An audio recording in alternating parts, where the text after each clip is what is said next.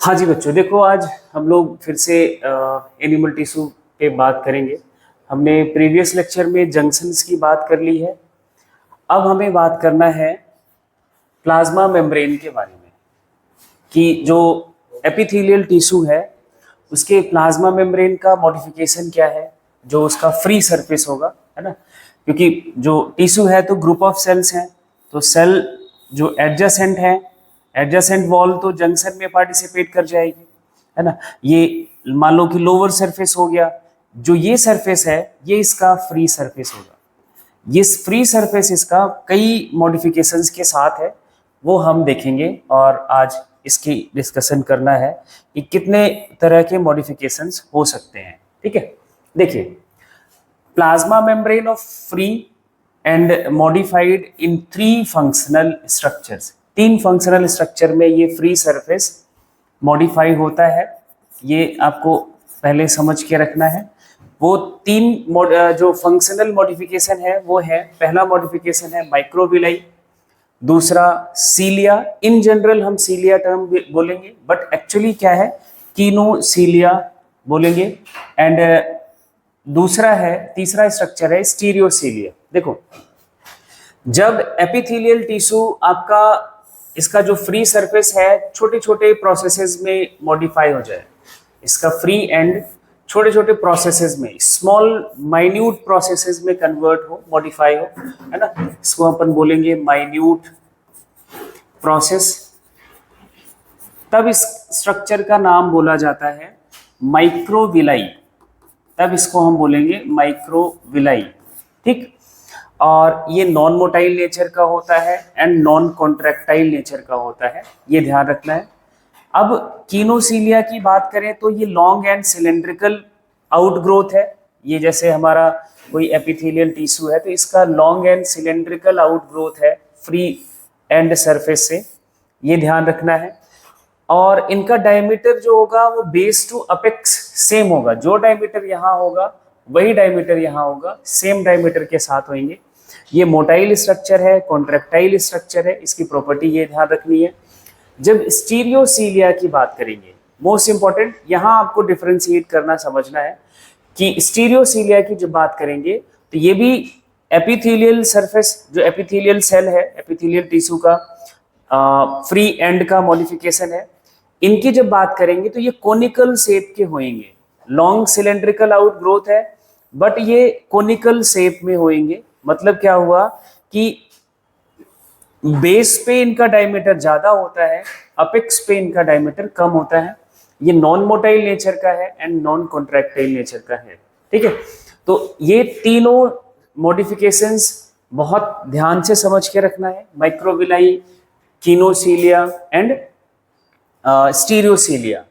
ठीक है, अब इनके अकरेंस की बात कर लें और फंक्शन की बात करें। देखो फंक्शन माइक्रोविलाई का है तो ये सरफेस एरिया इंक्रीज करने के पर्पज से होता है, जहां पे हमारी बॉडी में एब्जॉर्प्शन एंड सिक्रीशन का काम हो रहा है। जैसे हम बात करें इंटेस्टाइन की बात करें तो इंटेस्टाइन की वॉल में हमें आपको ये स्ट्रक्चर देखने को मिलेगा माइक्रोविलाई, जहाँ इंटेस्टाइन का कुछ पार्ट एब्जॉर्प्शन का काम करता है, कुछ पार्ट सिक्रीशन का भी काम करता है, जो ग्लैंड्स हैं। ठीक है, तो इंटेस्टाइन आपको यहाँ याद रखना है। देखो wall of intestine, gall bladder, PCT ये नेफ्रॉन का पार्ट है, पीसीटी ऑफ नेफ्रॉन, है ना। पीसीटी का मतलब proximal convoluted tubule, proximal convoluted tubule. ठीक है, जो पहला नेफ्रॉन का पार्ट है ना, जो आपकी फर्स्ट कॉइलिंग है लूप ऑफ हेनले के पहले, तो इनकी वॉल पे भी आपको माइक्रोविलाई देखने को मिलता है।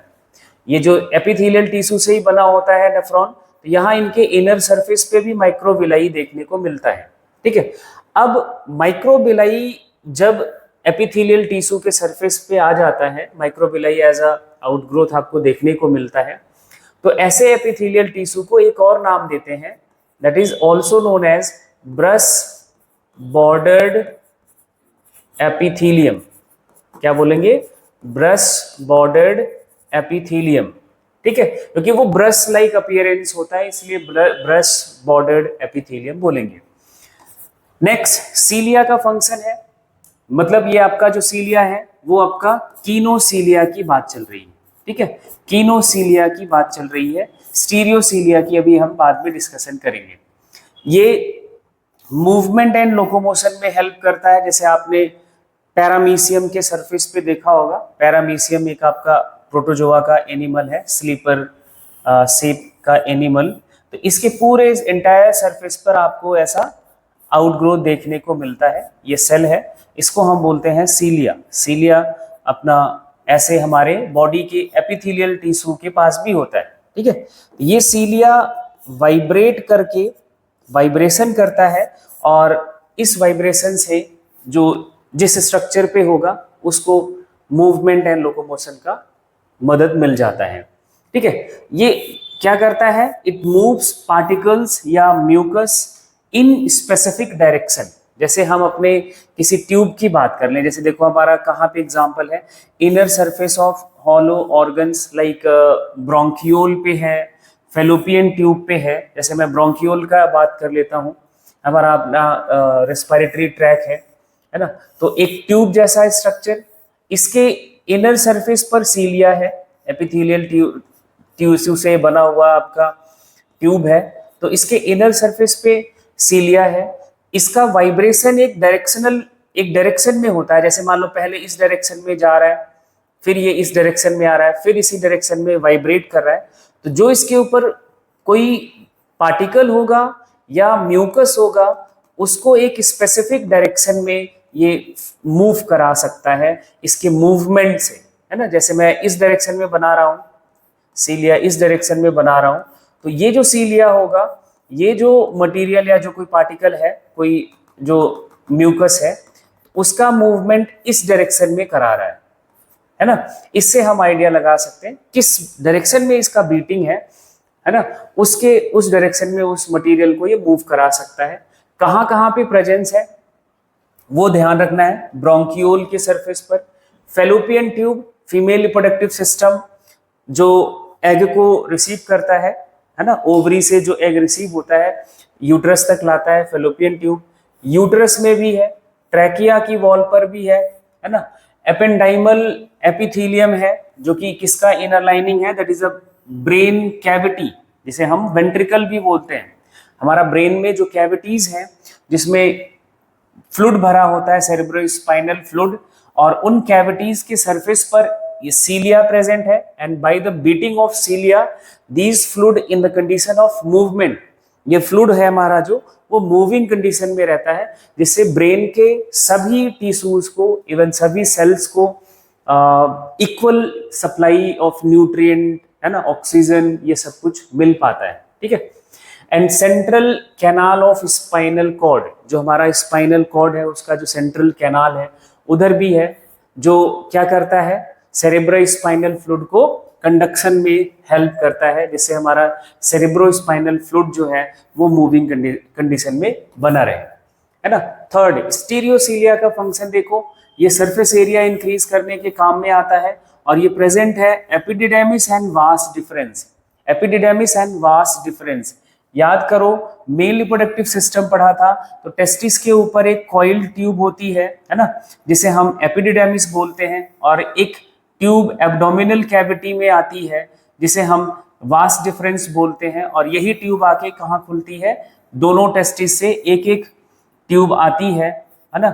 ये इसके ऊपर कॉइल्ड ट्यूब होगी, उसको वास डिफरेंस एपिडिडेमिस बोलते हैं। जो ट्यूब यहाँ आके ओपन होती है उसको हम बोलते हैं वास डिफरेंस। किसमें खुलती है, यूरेथ्रा में। किसमें खुलती है, यूरेथ्रा में। इस स्ट्रक्चर को हम बोलते हैं एपिडिडाइमिस, एंड ये स्ट्रक्चर आपका है क्या, वास डिफरेंस, ठीक। तो इन दोनों के जो इनर सरफेस पर बात करेंगे तो उधर सीलिया है, उधर सीलिया है, बट वो नॉन बीटिंग सीलिया है, वो सिर्फ सरफेस एरिया इंक्रीज करने के में हेल्प करता है, वो बीटिंग मैकेनिज्म में कोई मूवमेंट में हेल्प नहीं करता। ये हमने पहले ही देख लिया है कि स्टीरियोसीलिया कोई मूवमेंट में हेल्प नहीं करता, नॉन कॉन्ट्रैक्टाइल नॉन मोटाइल होता है। तो एपिडिडेमिस एंड वास डिफरेंस ये दोनों बहुत ही इंपॉर्टेंट एग्जाम्पल हैं, ये ध्यान रखना है। इधर जो सीलिया है वो स्टीरियोसीलिया है, ना कि नॉर्मल कीनोसीलिया है। ठीक है, अब इतनी बात हो गई आपके जो free end of the epithelial tissue है उनके सरफेस के मॉडिफिकेशन की। अब हम बात करेंगे एपिथेलियल टिश्यू की ओरिजिन कहाँ से हुई है। जो हमारा जाइगोट बनता है, ठीक, जाइगोट से बनता है एम्ब्रियो। एम्ब्रियो पहले सबसे पहले डिफरेंशिएट होता है 3 लेयर में, एक्टोडर्म, मेसोडर्म और इनर मोस्ट लेयर एंडोडर्म। इन तीनों लेयर से हमारे पूरे बॉडी पार्ट्स का, सारे स्ट्रक्चर्स का ओरिजिन होता है। तो यहाँ पे एपिथेलियल टिश्यू भी हमारा एक बॉडी का ही टिश्यू है। तो इन लेयर्स में से कौन से लेयर से हमारा एपिथेलियल टिश्यू ओरिजिनेट है वो देखना है। इट इज ओनली टिश्यू जो आपके सारे तीनों के तीनों जर्मिनल लेयर से ओरिजिनेट होता है। एक्टोडर्म से भी आपको एपिथेलियल टिश्यू ओरिजिनेट हुआ मिलेगा, बॉडी में है हमारे पास, है ना। एग्जाम्पल के तौर पर मेसोडर्मल एपिथेलियल टिश्यू है और एंडोडर्मल एपिथेलियल टिश्यू है। जैसे एग्जाम्पल के तौर पर एक्टोडर्मल एपिडर्मिस, आपकी जो स्किन है ये एक्टोडर्मल ओरिजिन की है, ठीक है। और ये स्ट्रेटिफाइड स्क्वैमस एपिथेलियम है, ये टाइप ऑफ एपिथेलियल टिश्यू है, वह भी हम इसको आगे डिस्कस करते हैं कितने टाइप्स के होते हैं। मेसोडर्मल एपिथेलियल टिश्यू की बात करेंगे तो मेसोथेलियम, मेसोथेलियम क्या है, जो हमारा बॉडी है, इनर जो इंटरनल ऑर्गन है ना, इंटरनल ऑर्गन की कवरिंग को मेसोथेलियम बोलेंगे, इसको भी हम देखेंगे। और एंडोडर्मल ओरिजिन की भी देखने को मिलेगी, इनर लाइनिंग ऑफ, ये लाइनिंग वर्ड है, इनर लाइनिंग ऑफ गट, जो आपका एलिमेंट्री कैनाल है, इसके 2 सरफेसेस होंगे। एक सरफेस तो ये, इस पे भी आपका एपिथेलियल टिश्यू है, और एक सरफेस अंदर का ल्यूमेन के साइड है ना, इस पे भी एपिथेलियल टिश्यू होंगे। ये जो टिश्यू है बाहर वाले सरफेस पर, ये मेसोथेलियल होते हैं, ये मेसोथेलियम होते हैं, और इधर जो इनर सरफेस को बनाते हैं ये एंडोथेलियम है। ये क्या है, एंडोथेलियम है, ये आपको ध्यान रखना है। तो इनर सरफेस एंडोथेलियम से बना है, outer surface of gut is made up of mesothelium, ठीक है।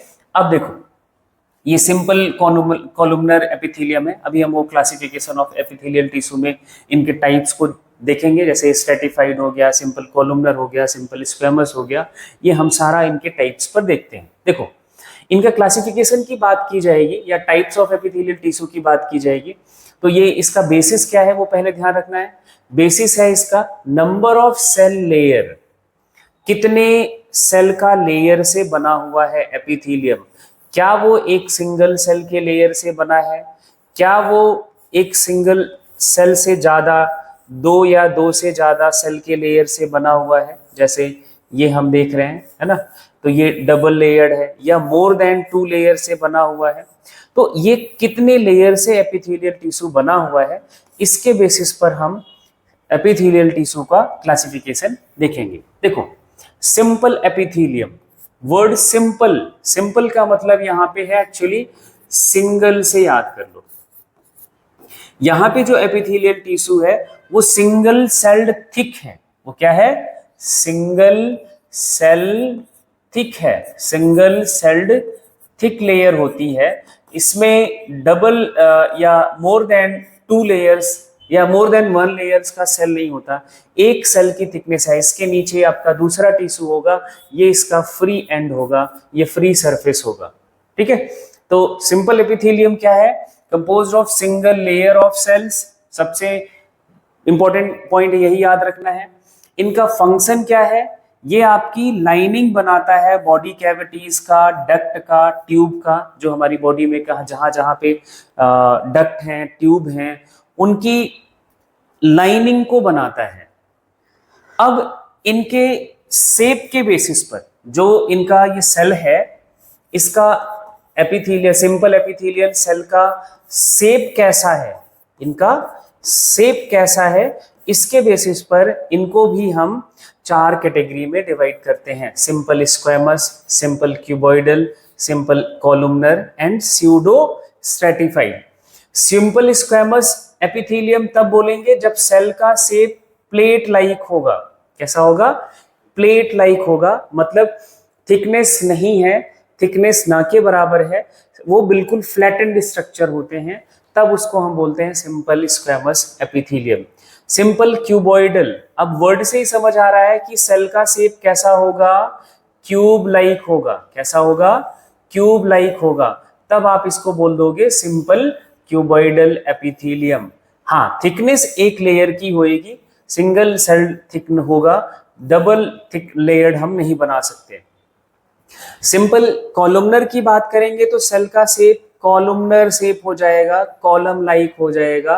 कॉलमनर का मतलब पिलर शेप्ड सेल्स हो जाएंगी, तब इसको हम बोलेंगे क्या? सिंपल कॉलमनर सेल, है ना। इनके भी सिंगल सेल थिक लेयर ही होएगी।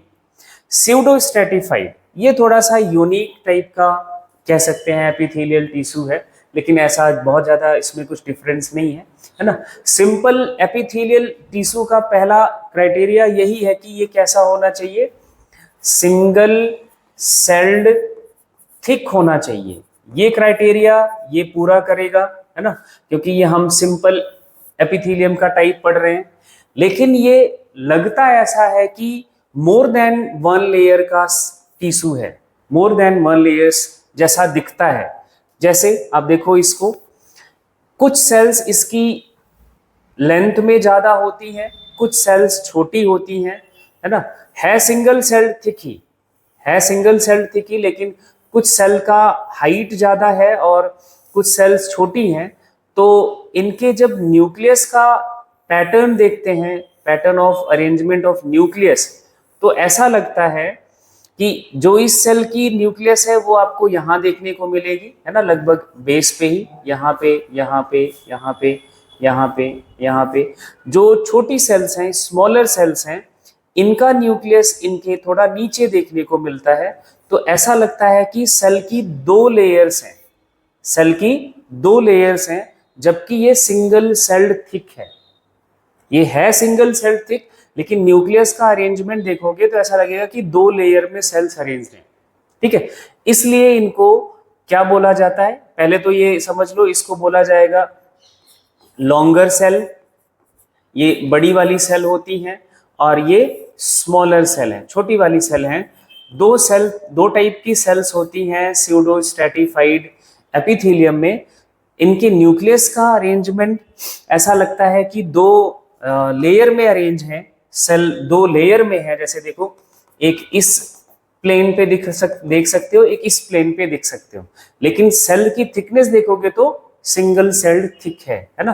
तो लगता ऐसा है, बट डबल लेयर्ड होता सिंगल सेल्ड है। इसलिए यहाँ पे वर्ड जोड़ दिया गया स्यूडो स्ट्रेटिफाइड। दो वर्ड हैं, स्यूडो और स्ट्रेटिफाइड। स्ट्रेटिफाइड का मतलब होता है मल्टी लेयर्ड। क्या होगा? मल्टी लेयर्ड, है ना, जहां पे एक से ज्यादा सेल का लेयर आ जाए, है ना। जैसे ये अपने कंपाउंड एपिथेलियम होते हैं।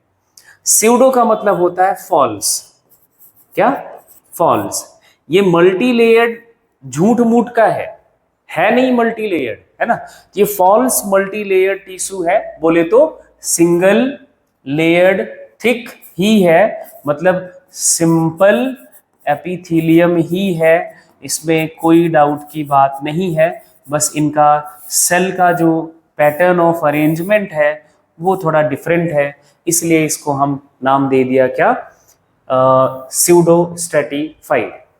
दूसरा इनका टाइप है एपिथेलियल टिश्यू का लेयर के बेसिस पर कंपाउंड एपिथेलियम।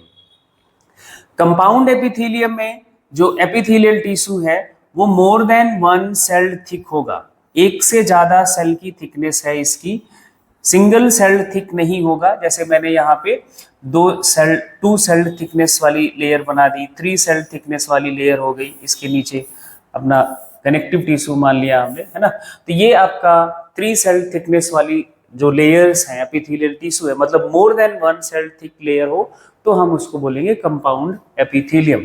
कंसिस्ट ऑफ 2 और मोर सेल लेयर्स। इनका काम है प्रोटेक्टिव फंक्शन। देखो, जब एक ही सिंगल सेल की थिकनेस वाली लेयर थी तो बिल्कुल नेचुरल सी बात है कि उससे मटेरियल आराम से एक्सचेंज हो सकता, बहुत पतली मेम्ब्रेन होगी। अब जब सेल का थिकनेस 1, 2, 3 हो गया तो ये लेयर थोड़ी थिक हो गई, है ना। तो जब थिक हो गई, हार्ड हो गई, तो इनका फंक्शन भी चेंज हो गया। जैसे जहां जहां पे हमारी बॉडी में प्रोटेक्टिव लेयर की तरह कोई स्ट्रक्चर लाना है, जस्ट लाइक स्किन, स्किन हमारा इसी कंपाउंड एपिथेलियम का ही एग्जाम्पल है ना। इनका मेन फंक्शन प्रोटेक्टिव फंक्शन हो गया, जैसे हमारा स्किन।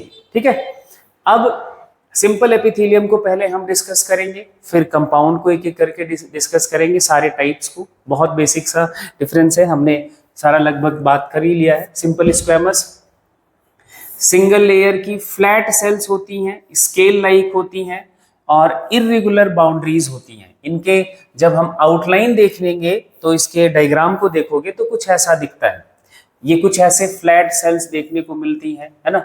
और आउटलाइन देखोगे तो ये इर्रेगुलर है, कोई फिक्स पैटर्न नहीं होता, इर्रेगुलर बाउंड्रीज इनकी होती हैं। ठीक है, तो इनकी थिकनेस इतनी सी है बस।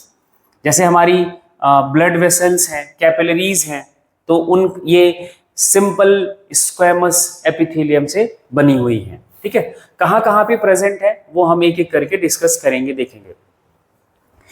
इनका और क्या नाम है, पेवमेंट एपिथेलियम है, क्योंकि इनका अपीयरेंस टाइल्स की तरह दिखता है, जैसा आपने फ्लोर पे टाइल्स दिखती हैं।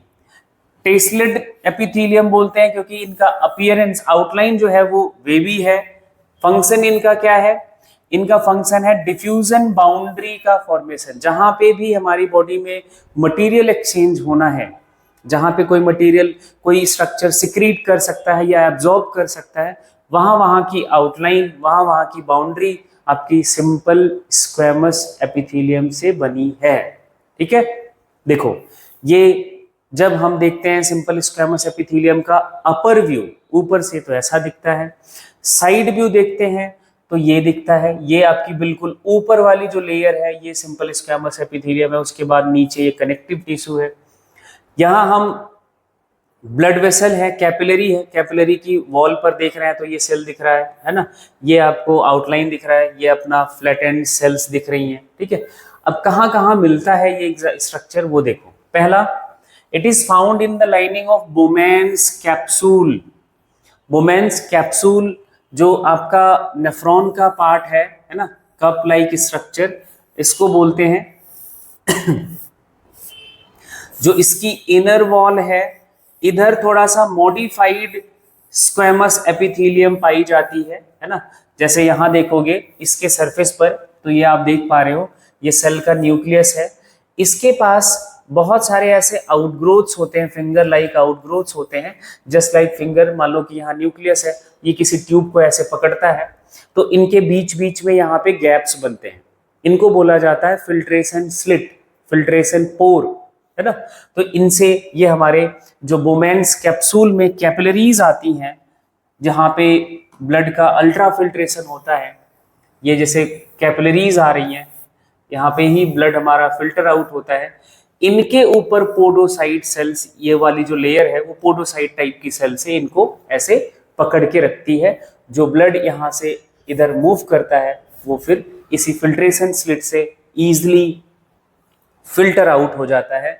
और ये सिर्फ और सिर्फ बॉडी में यहीं पे है पोडोसाइट सेल्स, और बॉडी में कहीं पे भी नहीं है।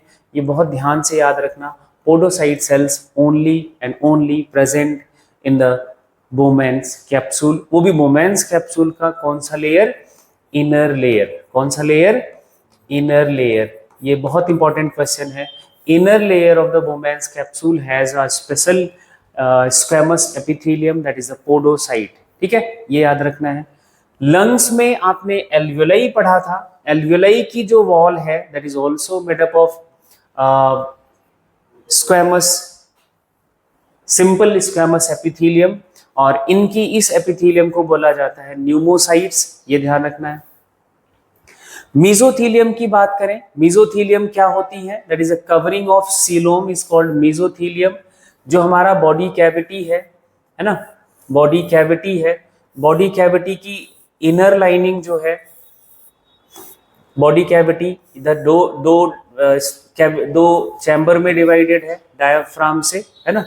तो जो इसका इनर सरफेस है, इनर सरफेस, ये वाला सरफेस, वो जिस एपिथेलियम से कवर्ड है, दैट इज द मेसोथेलियम, ये ध्यान रखना है। विसरल जो हमारे ऑर्गन्स हैं, इंटरनल ऑर्गन्स, इन्हीं कैविटीज में है। इनके ऊपर की जो कवरिंग है दैट इज ऑल्सो मेसोथेलियम या एपिथेलियल टिश्यू है।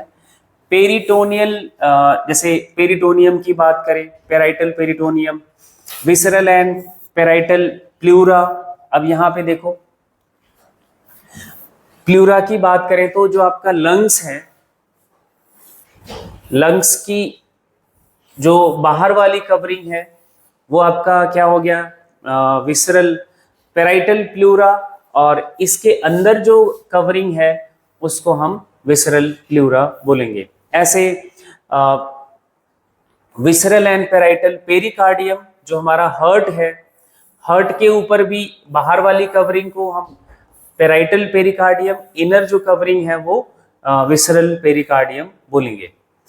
Same as it is endothelium की बात करें तो इनर लाइनिंग ऑफ जो ब्लड वेसल्स हैं, inner lining of blood vessels का मतलब जब कोई हम ब्लड वेसल का ट्रांसफर सेक्शन देखते हैं, टीएस काटते हैं, तो 3 लेयर से बनी होती है। सबसे बाहर एपिथेलियम है, फिर बीच में मायोथेलियम है, और सबसे अंदर वाली जो लेयर है वो एंडोथेलियम से बनी हुई है। ठीक है, तो 3 लेयर हैं ये, इसको हम बोलेंगे एपिथेलियम।